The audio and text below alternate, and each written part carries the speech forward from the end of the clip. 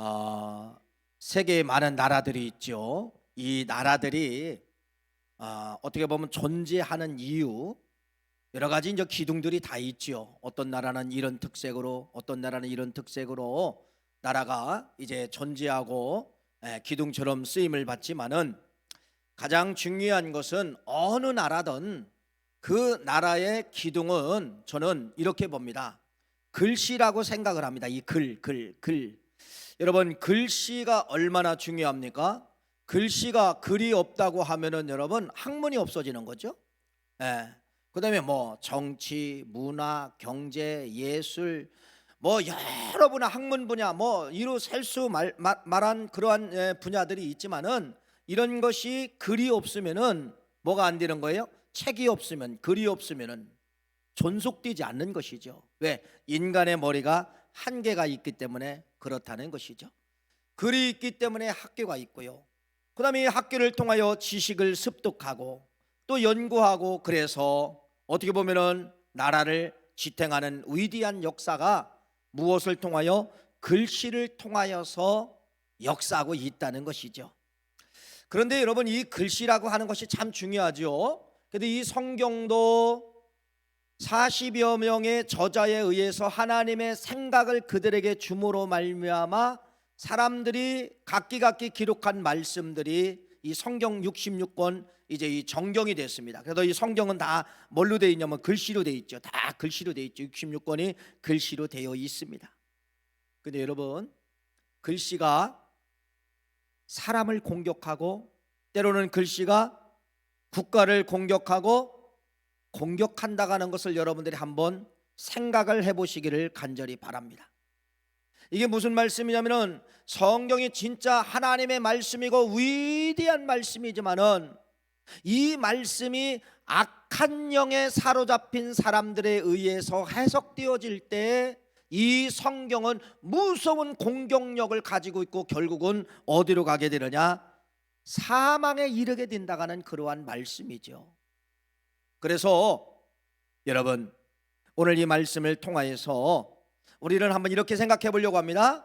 말씀과 글씨에 대해서 제가 오늘 정확하게 한번 말씀을 드릴, 성경에 나타난 말씀, 성경에 나타난 글, 이게 어떤 차이점이 있는가?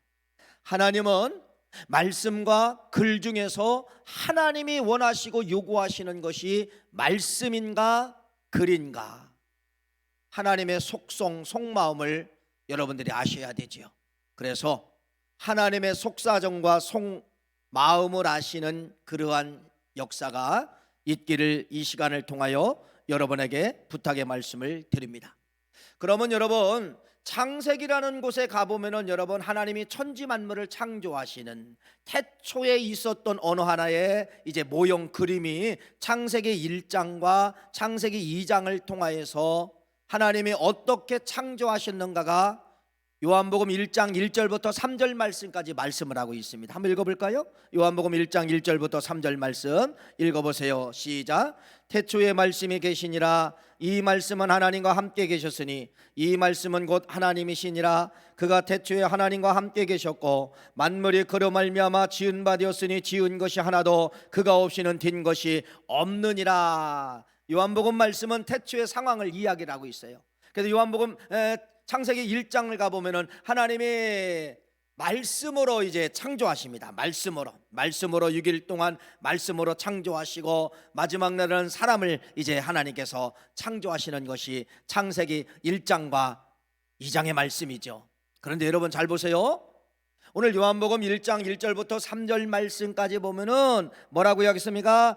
태초에 말씀이 계시니라, 이렇게 말씀을 하면서 창세기 1장과 2장에 이 말씀으로 하나님이 천지 만물을 다 만드셔요. 다 만들어요. 해와 달과 별, 사람 만들고 식물 만들고 동물 만들고 산천초목 만들고 강을 만들고 물을 만들고 여러분 낮과 밤을 만들고 햇빛을 만들고 달빛을 만들고 모든 걸 다 만들어요. 완벽하게 만들어진 곳이 어디냐면 창세기 1장과 2장의 창조예요. 거기 부족한 게 없어요. 하나님이 그렇게 필요한 모든 것, 뭐 식물, 동물, 물, 햇빛, 달빛 없는 게 없이 완벽하게 창조했다는 겁니다. 완벽하게 창조했어요. 근데 여러분, 없는 거 한번 찾아보세요. 없는 거 한번 찾아보세요. 뭐가 없죠? 글자가 없다는 것입니다. 하나님이 그렇게 완벽하게 창조했는데 하나님은 아담과 하와에게 글을 가르치지 않았다는 겁니다. 글을 배워라, ABCD를 배워라, 가나다라를 배워라. 여러분, 하나님은 창세기 1장과 2장을 통하여 우주 만물을 그렇게 다 창조하시고 하나님 보시기에 좋았더라, 됐다, 퍼펙트야, 이 정도면 됐어. 그래서 모든 걸 다 만드시고 마지막 인간을 만들고 거기다 주신 거예요. 인간 만들고 주신 거예요. 근데 뭐는 주시지 않았다? 글자는 주시지 않았다는 것입니다. 이걸 여러분 성경의 신비라고 생각하시고 이 말씀을 여러분들이 끌고 가셔야 됩니다. 하나님은 여러분 글자가 필요 없었다는 겁니다. 아담과 하나님과 소통하는 데는 여러분 글자가 필요 없어요. 말씀으로만 하나님이 하셨다라는 것을 이해할 수가 있다는 것입니다. 그러니까 하나님은, 다시 말씀을, 하나님의 속성은 글씨가 필요 없다. 하나님이 필요한 건 바로 뭐냐? 인간과 소통하는 것은 말씀만 필요하다. 그러면 아까 요한복음 1장 1절부터 3절 말씀을 제가 다시, 태초에 말씀이 계시니라, 이 말씀은 하나님과 함께 계셨고, 이 말씀은 하나님과 함께 계셨고, 이 말씀은 곧 하나님이시니라. 함께 계신 이 말씀이 누굴까? 함께 계셨다는 이 말씀이 누구냐 이거예요. 여러분, 여기서 말하는 이 말은 우리가 지금 언어 이 말을 이야기하는 것이 아니에요. 여기서 말씀하는 말씀은 누구냐? 성자 예수 그리스도예요. 성자 예수 그리스도는 하나님 아버지와 함께 계셨고, 이런 말씀입니다. 그래서 여러분, 우리 기독교는 성경에 삼위일체다라는 말은 없어요. 이걸로 뭐 수백 년 막 신학에 논쟁이 됐었죠. 거기서 막 이단이 나오고 막 그랬죠. 그러나 결론은 우리 프로테스탄트, 우리 개신교는 반드시 성부와 성자와 성령 삼위일체를 믿으셔야 됩니다. 그래서 여러분, 성경에 보면은 하나님께서 이 천지 만물을 1장과 2장과 창조하시는데 하나님이 혼자 하신 것이 아니라고 기록을 하고 있는 거예요. 그러면은 세 분이 삼위일체가 같이 합작을 한 겁니다. 그러니까 아버지는 뭐예요? 아버지 속성은 계획하시고 계획을 하시고, 성자 아들은 뭐 하시고? 직접 만드시고, 성령은 뭐 하시고? 도와주시고 힘주시고. 그래서 창세기 1장과 2장에 나타난 천지 만물 창조는 삼위일체 되신 하나님께서 만드신 거예요. 성자 예수님이 만들었다 해도 괜찮습니다. 성령 하나님이 만드셨다 해도 괜찮습니다. 어떤 단어를 집어넣어도 괜찮아요. 삼위일체가 천지 만물을 창조했다. 두 번째는 여러분 예수님이 이제 사복음서에 들어오시면 십자가에 이제 달려 돌아가시잖아요. 거기도 예수님만 돌아가신 것이 아니라, 여러분 보세요. 그 십자가의 사건이 예수님만 계신 것이 아니라 그 속에도 성부, 성자, 성령이 계셨다는 겁니다. 십자가의 계획을 누가 가지고 계셔요? 하나님 성부, 아버지. 아들은 직접 실행을 하세요. 성자 예수 직접 실천하시는 분. 여러분, 성령은 바로 뭐냐? 아들 예수가 포기하고 싶고 내려놓고 싶지만은 그 뒤에서 힘주시고 순종하고 참게 만드신 분이 누구냐? 성령. 그래서 십자가 안에도 삼위일체가 들어있어요. 하나님 아버지는 계획하시고, 성자 아들 예수는 직접 실천하시고, 성령님은 포기하지 아니하도록 뒤에서 힘을 주셨다. 여러분, 그래서 이 창세기에 말씀하시는 말씀으로 창조했다는 이 말씀은 누구라는 거예요? 성자 예수님이 직접 하셨다는 겁니다. 성자 예수님이. 그러니까 여러분, 창세기 속에도 누가 들어있는 거예요? 예수님이 들어있는 거예요. 예수님이 우주 만물을 창조하신 거예요. 예수님이 창세기에 직접 여러분 실천하며 창조했다는 사실을 말씀을 드리는 것이죠. 그런데 지금 말씀입니다. 모세 때까지는 하나님이요, 모세 때까지는 하나님이 글을 주시지 않았어요. 글을 주시지 않았어요. 오직 말씀으로만. 그러니까 여러분, 구약 성경에 하나님이 말씀하셨다라고 하는 것은 우리가 생각하는 그냥 작은 언어로 알아들으면 안 돼요. 그냥 내가 목사가 여러분 청중에게 말을 한다, 말씀을 한다, 이 정도 알아들으면 안 돼요. 구약 성경에 하나님이 말씀하셨다라고 하는 그 말씀은 하나님의 말씀을 통하여서 예수의 영이 그 사람들 속에 들어왔다는 겁니다. 말씀을 타고 예수의 영이 들어왔다는 거예요. 그래서 말씀을 타고 예수의 영이 들어와서 구약에는 그 예수의 영이 생각을 꽉 장악을 한 거예요. 각 장악을 한 거예요. 그러니까 여러분, 구약에 나타난 이 말씀은 장점이 있어요. 장점은 바로 무엇이냐면요, 하나님이 하시고자 하는 말씀을 정확하게 전달할 수 있다는 겁니다. 오해가 없었다는 거예요. 오해가 없었다는 것입니다. 그래서 이러한 말씀으로 여러분, 하나님이 사람과 뭐 하기를 원했느냐? 교통하기 원한 거예요. 하나님이 말씀하실 때 예수의 영이 들어옵니다. 창세기에 말씀하신 그 말씀이 들어오는 거예요. 말씀이 들어와서 그 여러분 듣는 이로 하여금 창조력이 일어나게 만드는 것이에요. 창조력이 일어나게 만드는 것이에요. 다시 말씀을 드립니다. 여러분, 이 말씀을 가지고 들어가야 돼요. 다음 말씀에 들어가야 돼요. 구약에서 말씀하시는 말씀은 누구를 말한다? 예수의 영을 말한다. 구약에 하나님이 말씀하셨다는 것은 예수의 영이 그 사람의 마음에 들어와서 감동을 주고 있었다. 감동을 주고 있었다. 이걸 여러분들이 믿으실 때, 내 것으로 만들 때 역사가 일어나게 되는 것이에요. 그러니까 여러분들이 구약이나 신약이나 지금이나 하나님의 말씀을 받으면은 그 말씀의 줄기를 통하여 예수의 영이 우리 가슴 속에, 생각 속에 들어오게 된다는 것이에요. 그런데 창세기 3장에 시작된 이 마귀에 의해서 죄가 들어오므로 하나님이 이제 홍수 심판을 하게 됩니다. 죄가 너무 관영하다 보니까 홍수 심판하고 하게 되는 거예요. 근데 홍수가 끝난 이후에도 사탄 마귀가 언어를 사용하는 거예요. 하나님이 주신 존귀한 언어. 하나님이 인간에게 한 언어를 주셨어요. 하나님도 인간에게 한 언어로만 가지고 이야기합니다. 근데 이 사탄 마귀는 언어를 붙잡고서 사람들을 유혹시킨 거예요. 그게 바로 뭐냐면 바벨탑 사건이에요. 한 언어를 가지고 우리가 하나님을 만나러 올라가자, 여러분, 그 쌓은 것이 바벨탑 사건인데, 한 언어를 가지고 사탄 마귀가 공격함으로 말미암아 하나님께서 뭐라고 말씀하시느냐? 창세기 11장 7절 8절 말씀 읽어볼까요? 읽어봅시다. 시작. 자, 우리가 내려가서 거기서 그들의 언어를 혼잡게 하여 그들이 서로 알아듣지 못하게 하자 하시고, 여호와께서 그들에게 그들을 온 지면에서 흩으셨으므로 그들이 그 도시를 건설하기를 그쳤더라. 이게 뭐예요? 불통. 언어가 이제 안 통한다는 겁니다. 사람들끼리 언어가 안 되는 거예요. 벽돌 갖고라 그러면 여러분 다른 거 갖고, 이 연장 갖고라 하면 여러분 알아듣지 못하고, 그러니까 여러분 결국은 바벨탑을 쌓을 수가 없어요. 불통입니다. 불통. 그런데 이때 이제 문제가 되는 거예요. 불통. 사람과 사람과의 불통이지만은 하나님과 인간 사이도 불통이 시작이 됐다는 거예요. 하나님의 말씀이 내려오지 않는다는 겁니다. 여러분, 말씀은 예수의 영이 우리 생각 속에 들어오는 건데 사람들마다 예수의 영이 없는 거예요.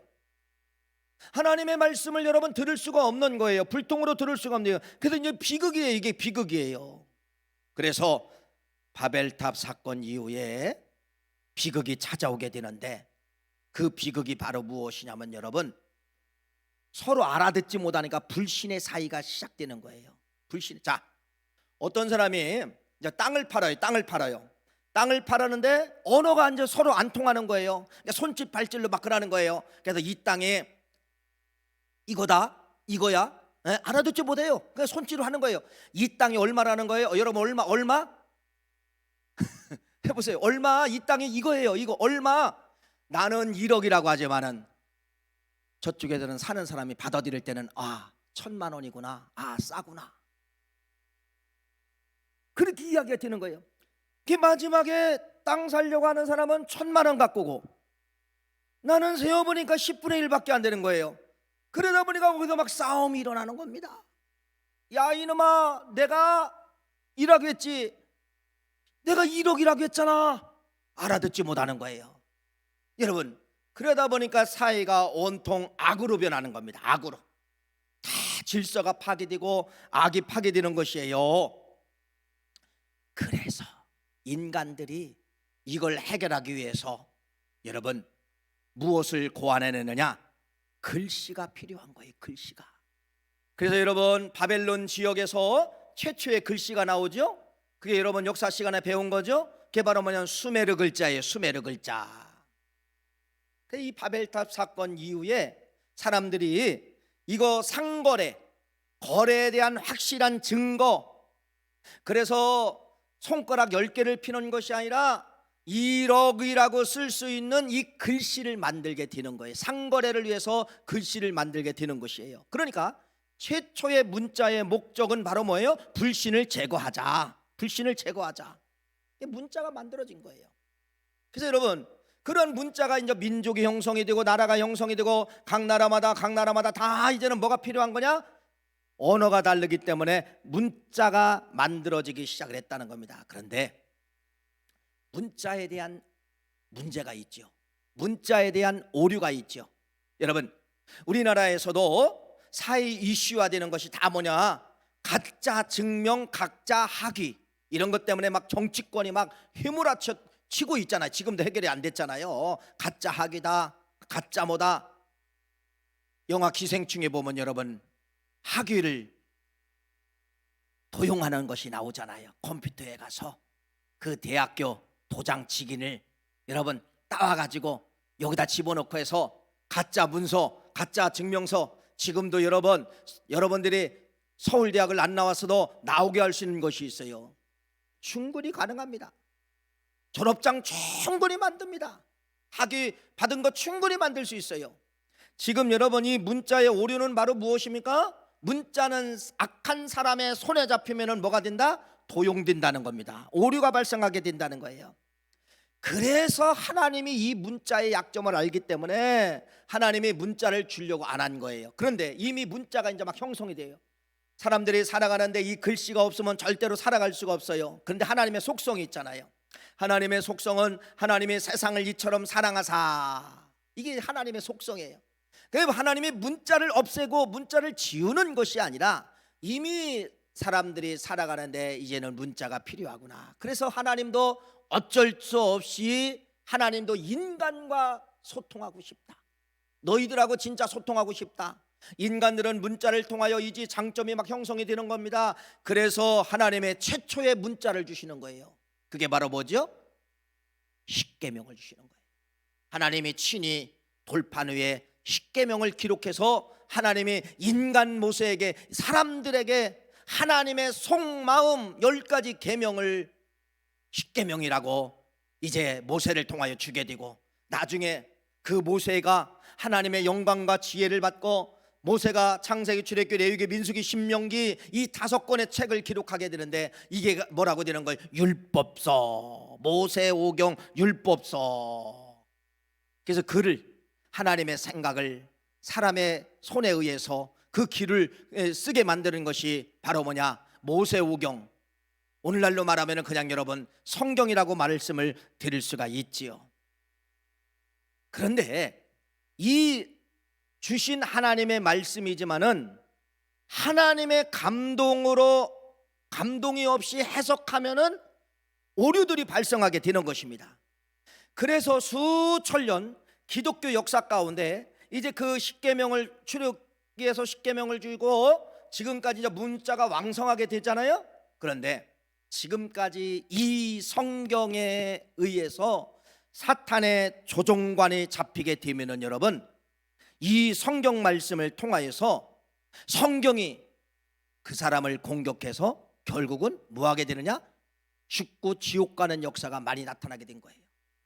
그래서 여러분, 예수님 시대에 예수님이 얼마나 화가 났으면, 예수님 평소에 그런 말 안 쓰시는 분인데 뭐라고 이야기하느냐? 이 독사의 자식들아 라고 하는 표현이 있어요. 누구를 향해서 한 거예요? 예? 종교 지도자들, 바리새인, 서기관, 사두개인, 뭐 제사장, 대제사장 이런 사람들을 빗대어서 예수님이 너무너무 화가 나니까 독사의 자식이라고 이야기를 한 거예요. 왜 그래요? 그들은 하나님이 주신 이 엄청난 말씀의 율법을 그들은 뭐 한 거예요? 하나님의 감동으로 해석해서 백성들에게 가르쳐야 되는데 하나님의 감동으로 하지 아니하고 자기 생각으로 해석하고 자기 생각으로 사람들에게 가르침으로 말미암아 오류가 나타나게 된 거예요. 예수님이 그걸 발견하게 된 거예요. 저 율법주의자들의 저 잘못된 저 생각 때문에 이 백성들이 고통을 당하는구나. 그래서 예수님이 그래서 그렇게 화가 나시면서 그렇게 말씀하신 것입니다. 여러분, 이 성경이 하나님의 감동된 사람에 의해서 해석되어지지 아니하고 사탄의 조종관에 의해 붙잡힌 사람들에서 해석이 되면은 이 성경이 뭐를 한다는 거예요? 사람을 죽인다는 것입니다. 이게 글자의 무서움이에요. 문자의 무서움이에요. 지금도 여러분 끝났습니까? 아니죠. 지금도 진행형이라는 사실입니다. 진행형이에요. 지금도 이 성경이 잘못된 사람들에 의해서 해석이 되고 잘못된 사람들이 그 말씀을 듣고 거기 빠져들어간 사람들이 얼마나 많을까요? 문자의 무서움이에요. 그래서 이 성경은 여러분 반드시 누구에 의해서만이 감동이 되느냐? 성령을 받은 사람에 의해서 해석이 되고 성령을 받은 사람에 의해서 받아들일 때 이 말씀이 살아있는 역사, 생명의 역사가 만들어진다는 것입니다. 이런 문자의 오류, 문자의 문제점, 문자 때문에 성경 때문에 사람이 죽어가고 성경 때문에 사람이 천국 가야 되는데 성경 때문에 사람이 지옥 가는 거예요. 왜? 잘못된 사람에 의해서 해석되니까. 잘못된 사람들이 이 성경을 잘못되게 해석해서 끌고 가니까. 그래서 하나님의 계획 안 되겠다. 다시 말씀으로 역사하자. 말씀으로 역사하자. 그게 오늘 본문 말씀이에요. 읽어볼까요? 요한복음 1장 14절 말씀. 하나님의 계획이 글자로 무너진 이 세상에 뭐를 보내주셨나 보세요. 읽어보세요. 시작. 말씀이 육신이 되어 우리 가운데 거하심에 우리가 그의 영광을 보니 아버지의 독생자의 영광이요 은혜와 진리가 충만하더라. 할렐루야. 말씀이 육신이 되어 왔다는 겁니다. 아니 창세기의 그 말씀, 예수 그리스도가 이 땅에 뭘로 오셨다는 거예요? 육신으로 오셨다는 거예요. 육신으로 오셨다는 거예요. 지금은 여러분 대강절이라고 했죠. 대강절 지난주가 1주, 이번 주가 2주, 다음 주가 3주, 4주 차에 예수님이 성탄 이제 오시게 되는 것인데 이 대강절은 여러분 하나님이 말씀을 이 땅에 보내주신 거예요. 근데 그 말씀의 그 표현 방법이 뭐느냐? 예수님의 육신덩어리. 그래서 여러분들이 예수를 받아들이면은 그걸 믿는다고 이야기하죠. 나는 그 예수를, 성경은 하나님 편에서는 말씀이에요. 하나님은 말씀을 보내주신 것이고 여러분들이 볼 때는 바로 뭐예요? 예수님이에요. 예수님. 그래서 예수님을 내 안에 모셔드리면은 뭐가 들어오는 거예요? 내 안에 말씀이 들어오는 거예요. 창세기에 그 말씀이 들어오는 거예요. 하나님이 가라사대 빛이 있어라. 그것이 내 가슴 속에 들어오는 거예요. 그러다 보면 여러분 이 안에서 어떤 것이 일어나나 보세요. 예수님을 나는 모셨을 뿐인데 창조력이 일어나게 되는 것입니다. 재창조력이 일어나게 되는 거예요. 육신의 문제를 가진 사람이 예수를 받아들이니까 육신의 문제가 창조력이 일어남으로 말미암아 고침받게 되는 거예요. 예수를 믿기 전에는 여러분 온통 안 되고 흑암덩어리고 불안, 염려, 근심인데 예수를 받아들이니까 그것이 성경은 하나님은 말씀이라고 하고 신약은 뭐라고 해요? 예수라고 하는 거예요. 육신을 받아들이니까, 육신 예수를 받아들이니까 이 안에 어떤 역사가 일어나는 거예요? 빛의 역사가 나타나게 되는 거예요. 빛의 역사. 이렇게 말씀이 육신이 되었다는 이 말씀이 얼마나 새로운 창조력을 나타내는가. 그래서 하나님은 이런 글자의 오류 때문에 예수님을 보내주신 것입니다. 여러분 살리려고 거기서 끝나는 것이 아니라, 그러면 그 말씀은 또 사도행전에 보면은 뭐라고 이야기하느냐? 오순절 마가의 다락방에 120명의 사람들이 모였어요. 기도하다가 불 받습니다. 그 불이 바로 뭐냐? 예수의 영이에요. 그걸 성령이라고도 이야기하고 예수의 영이라고 이야기하는 것입니다. 성령, 예수의 영, 사도행전 2장에 여러분, 말씀으로 육신으로 오시게 만들고 말씀으로 영으로 오시게 만드는 것이 하나님의 다시한 계획이었다는 것입니다. 그래서 인간에 의해서 하나님의 감동으로 쓰여진 이 말씀은 반드시 성령 받은 사람이 이 말씀을 해석을 해야만이 생명력이 나타나게 되는 것이에요. 여러분 대학 이렇게 다니다 보면은 이제 종교학과가 있죠. 종교학과는 우리가 생각하는 이런 기독교 종교가 아니에요. 그런 사람들은 그냥 말 그대로 전체 종교를 연구하는 사람들이에요. 그러니까 불교도 연구하고 기독교도 연구하고 이슬람도 연구하고 샤머니즘도 연구하고 세계 각 나라의 종교들을 다 연구하는 과가 종교학과예요. 그러면 종교학과에서 이 성경이 있을까요, 없을까요? 있어요. 성경을 가리킵니다. 신학을 가리킨다니까요. 그러면 종교학과 나온 사람이 뭐 누구래도 설교할 수 있을까요, 없을까요? 있죠. 배웠으니까 설교할 수 있어요. 자, 그 사람이 설교하는 거예요. 창세기 말씀을 가지고 요한복음 말씀을 가지고 여러분 성경을 설교합니다. 종교학과 나온 사람이 설교할 수 있어요. 감동이 있을까요? 없다는 거예요. 왜 없어요? 성령이 역사하지 아니하는 이 해석 방법을 가지고는 사람에게 감동이 없다는 것입니다. 중들도 성경 읽어요. 절간에 가면 여러분 중들도 비교하기 위해서 성경 읽어요. 중이 가르침할 수 있어요. 있죠. 성경을 펴놓고 여러분 성경에 이런 말씀이 있습니다. 서로 사랑하라, 서로 존중하라, 서로 아껴라, 이런 말씀이 있다. 중이 설법할 수 있어요. 감동이 있을까요? 감동이 없어요. 성경은 어디서 능력이 나타나고 생명력이 나타나느냐? 성경은 성령 받은 사람에 의해서 해석이 될 때 듣는 청중들이 또 성령을 받아서 이 말씀을 받을 때 역사가 일어나게 되는 것이에요.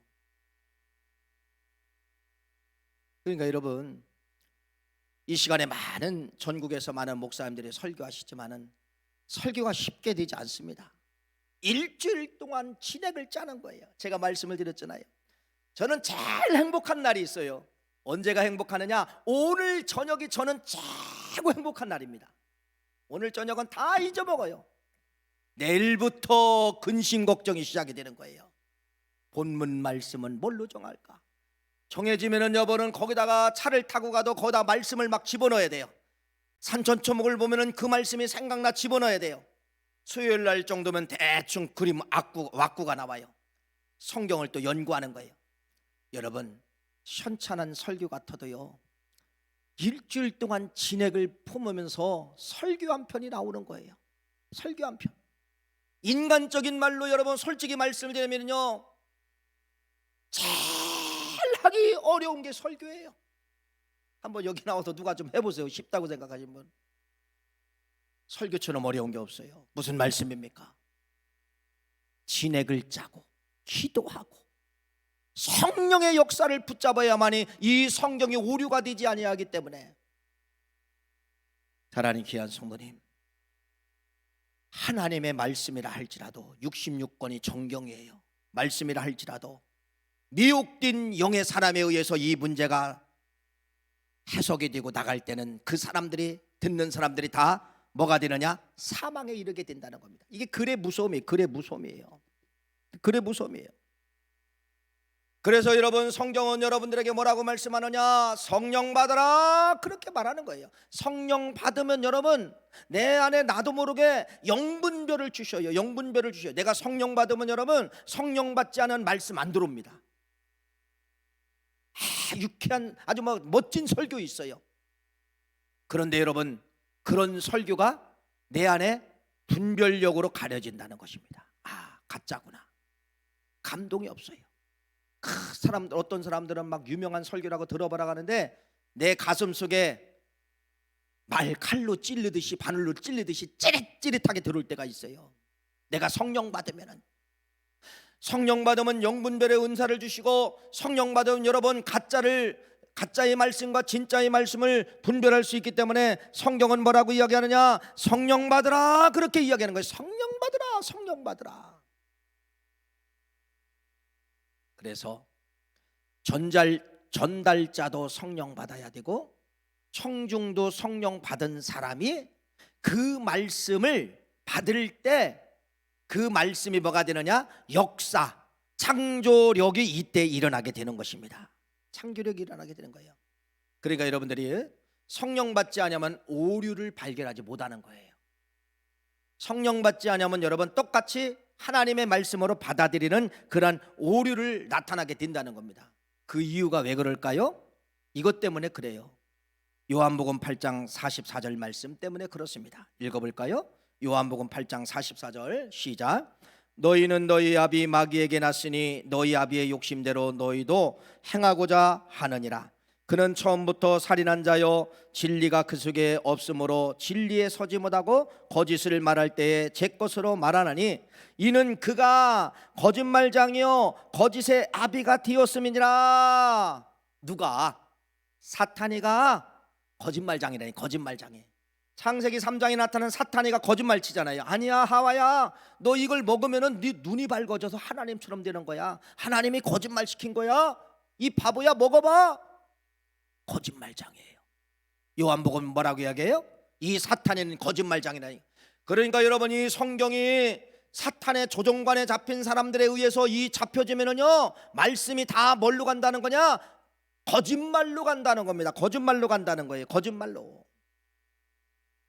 우리 주위에는 여러 이단들이 있어요. 여러 이단들이 있는데 이단들 특징이 두 가지입니다.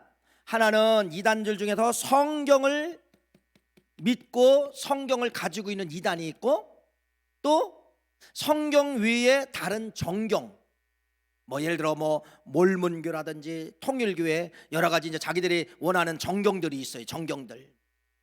그런데 뭐 이런 데는 그냥 이단이라고 확 알 수가 있지만은 다른 정경이 없이 66권만 성경으로 해석하고 성경을 하나님의 말씀으로 받는 이단들이 있다는 겁니다. 대표적인 것으로 여러분 주위에 신천지, 여러분 주위에 하나님의 교회, 이 사람들은 성경만 가지고 해석을 해요. 성경만 가지고 해석해요. 여러분, 그 사람들이, 신자들이 예수를 모르는 사람을 가서 전도하나 보세요. 아니에요. 다 개신교회 사람들이 글리 넘어갔다는 겁니다. 다 글리 넘어갔어요. 근데 중요한 것은 이거예요. 그 사람들이, 넘어간 사람들이 성령을 받지 아니하니까 오류를 끄집어낼 수가 없는 거예요. 잘못됨을 모르는 거예요. 악한 영에 의해서 성경이 기가 막히게 설교가 됩니다. 악한 영에 의해서 기가 막히게 성경 공부가 나갑니다. 그런데 성령을 그들이 못 받으니까, 청중들이 못 받으니까 오류를 발견하지 못하고 할렐루야 라고 하면서 거기가 참신이다, 거기가 진짜다, 개신교 이쪽은 다 가짜다, 자기들이 거꾸로 지네가 진짜고 우리가 가짜래요. 여러분, 얼마나 무서워요. 얼마나 무서워요. 그래도 그들이 천국 가면 좋은데 하나님은 매정합니다. 여러분, 하나님은 이단을 따라가서 천국 갈 수 있을까요? 절대로 갈 수가 없어요. 하나님 매정해요. 매정해요. 왜 그들은 오류를 범할까? 성령 받지 못하니까 그 말이 여러분 달콤하게 그냥 받아들이는 거예요. 개신교에서 지금까지 들었던 말씀이 가짜다 라고 여러분 해석을 하면서 그렇게 된다는 것입니다. 그래서 이 시대에 살기 위해서는 이것도 누구의 손에 의해서 잡혀서 어떻게 해석했냐, 이것이 여러분 어떻게 보면 성경이 많은 사람을 죽였기 때문에, 그래서 성경은 뭐라고 이야기하느냐? 뭐 받으라는 거예요? 성령 받으라. 내가 성령 받으면은 내 안에 말씀이 들어오기 때문에 예수의 영이 저건 잘못된 설교야, 잘못된 말씀이야, 잘못된 성경 공부야 다 알려주신다는 거예요. 알려주신다는 거예요. 사랑하는 귀한 성도님, 성령 받아야 성경 공부에 오류 잡아냅니다. 성령 받아야 인터넷에 지금 여러분 수없는 설교들이 얼마나 많이 있어요. 다 잡아냅니다. 내가 성령 받으면 여러분 그 설교가 내 안에 안 들어와요. 벽에 부딪히는 거예요. 성령 받으면 은혜가 됩니다. 그래서 성경은 그토록 우리에게 성령 받아, 글자의 무서움이 있기 때문에 너희들 스스로 성령 받아야 된다. 성령 받지 않고는 글자의 오류를 너희들이 못 잡아낸다. 성령님만이 그것을 잡아낼 수가 있다. 성령 받으라, 이렇게 말씀하고 있어요. 그래서 성경에 보면 여러분, 성령 받는 길 여러 가지가 있지만은 기도할 때 성령 오십니다. 두 번째는 사도행전 8장 17절, 두 사도가 안수하였을 때 그들에게 성령을 받은지라. 설교할 때 베드로가 이 말을 할 때에 성령의 말씀을 듣는 모든 사람에게 성령이 내려왔다. 기도와 안수와 말씀을 통하여서 성경에 성령이 내려온 말씀이 기록되어져 있습니다. 그래서 여러분, 다시 한번 말씀을 드립니다. 어떤 것이 유익이냐? 글자가 내게 유익이 아니라 말씀이 내게 유익이라는 이 사실, 말씀이 예수 그리스도의 육신이 내게 유익이고 예수 그리스도의 영, 성령이 내게 유익이라는 사실을 꼭 믿으시고, 그래서 여러분들이 마지막 이 시대는 성령 받지 않고는 완벽하게 이룬 것 같지만은 사망의 길로 들어간다는 사실을 꼭 믿으시고, 성령 받은 자가 성령 받은 사람에 의한 설교만이 내 안에 창조력이 일어나게 되는 겁니다. 그래서 하나님의 말씀을 드릴 때 운동력이 있는 것은, 창조력이 일어나는 것은 내가 성령 받고 성령 받은 선교를 받을 때 그런 역사가 일어나게 된다는 것이에요. 그래서 모든 문제는 내가 문제입니다. 전달자가 문제가 아니라 내가 문제예요. 내가 문제예요. 내가 여러분 성령 받으면은 아무리 전달자가 아주 유쾌하게 달콤하게 해도 여기에 들어오지 않아요. 내가 성령 받지 않으면은 그런 말씀이 악한 영들을 통하여서 내 가슴에 쑥쑥 들어와서 결국은 들은 말씀이 사두개인을 만들고 바리새인을 만들고 이단을 만들고 사망의 길로 들어가게 한다는 사실을 꼭 믿으시고, 여러분 꼭 마지막으로 영분별의 은사, 성령 받으시기를 간절히 바랍니다. 그래서 데살로니가서 5장 19절 말씀을 성령을 소멸하지 말라, 이게 말씀의 키워드예요. 성령을 소멸하지 말라. 성령 소멸하면 죽는다는 거예요. 성령 소멸하고 말씀 들으면, 교회 다니면 영분별의 은사가 없으면 시간이 지나면 내가 죽는다는 거예요. 그래서 반드시 성령 받으시고 영분별의 은사를 가지셔서 글자의 오류를 여러분들이 버리시고 하나님이 직접 말씀하시는, 예수의 영으로 말씀하시는 이 말씀을 듣고 승리하시는 우리 모두가 되시기를 간절히 축원합니다.